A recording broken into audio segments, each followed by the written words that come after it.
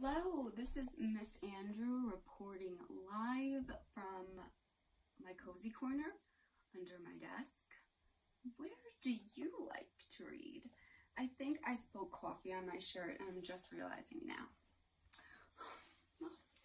It's black. Okay, so today I'm going to read chapters 1 and 2 of George Washington's Socks by Elvira Woodruff. This is a historical fiction / fantasy novel because there are true events from history and true people from history like George Washington, certain battles in the Revolutionary War, but there are also fictional characters and fantastical elements like time travel.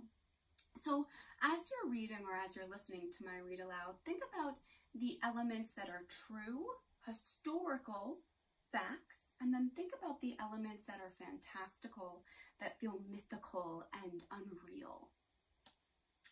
George Washington's Socks, a time travel adventure. So the first 2 pages is a map, and this map, if you can see here, it says New Jersey and Pennsylvania. This is a map that does show battles within the Revolutionary War.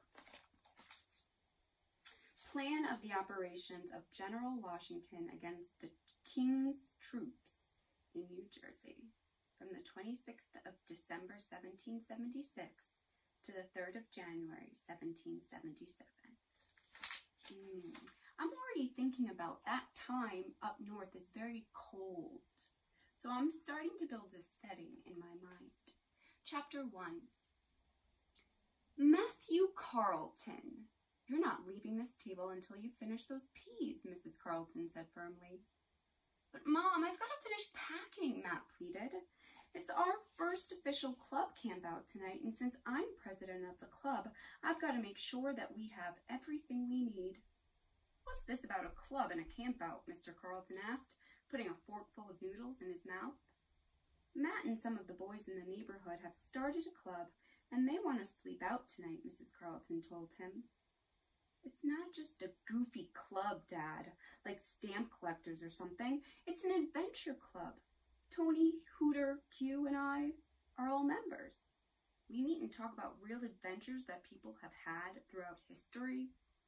Q gave the club this old set of books that his uncle had given him called Great Adventures in History. At every meeting, we're going to read about one adventure. The first one that we picked out is the crossing of the Delaware by George Washington and his army during the Revolutionary War.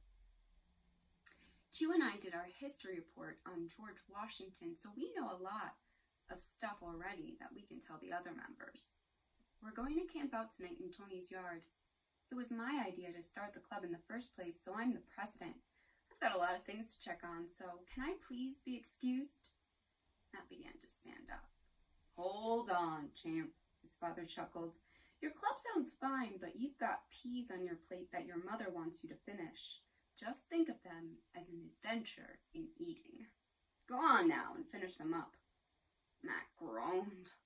I'd rather face a bloodthirsty vampire or a wild cat or a... Soon he was lost in a thought while imagining all the things he'd rather face than the pile of disgusting green things on his plate. The phone suddenly rang in the kitchen, bringing him back to the reality of the dinner table. He watched as Mr. Carleton got up to answer it. Then Matt stole a glance at his little sister, Katie, who was sitting across from him playing with the noodles on her plate.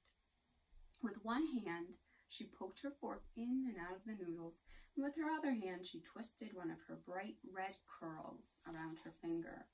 Katie Carleton, how many times do I have to tell you to stop twisting that hair? Mrs. Carleton sighed as she got up and went to the refrigerator. Timing, Matt was thinking. It's all a matter of timing. Quickly, he reached over and took the lid off the sugar bowl, then dropped in all the peas from the dish. He placed the lid back on a second before his mother returned to the table. Then he glanced back at Katie, whose mouth had dropped open as she stared at the sugar bowl. Oh, great, Matt moaned to himself, giving her a hard, cold stare, but Katie began to giggle.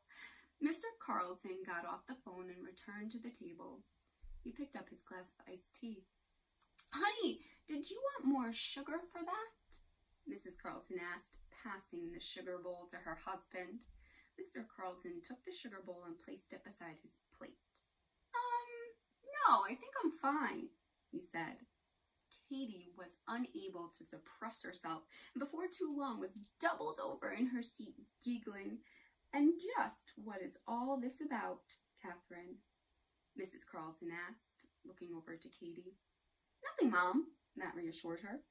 You know how silly she gets when she starts to play with her food. She was just making the noodles wiggle on her plate like worms. Weren't you, Katie? Matt pinched her arm from under the table. Ow! Katie said, lifting her arm and pointing to the sugar bowl. How would you like to come camping with our club tonight, Katie? Matt blurted out. He was desperate. He couldn't risk his parents handing out any punishments tonight. He could just imagine having to explain to the guys that their president couldn't make the first adventure of their club because his parents were punishing him for filling the sugar bowl with peas. Katie quickly put down her arm and beamed with delight. Oh boy, I'm going camping with Matt. That's good of you to include your sister, Mr. Carlton smiled at Matt. Yes, it's very nice of you, Mrs. Carlton smiled. In fact, everyone was smiling. Everyone, except Matt. Great, he thought to himself. My first adventure with the club, and I have to drag along a girl, a 7-year-old baby girl. He glared at Katie, who grinned back, giving one of her curls a twist. Okay, so I know I said that I would read chapter 2 as well, but I'm going to stop the video here and record a second video for chapter 2 because it takes a little while to upload really long videos to YouTube. So that was chapter 1, and we're going to get to chapter 2 in the next video. Dun dun dun! George Washington sucks.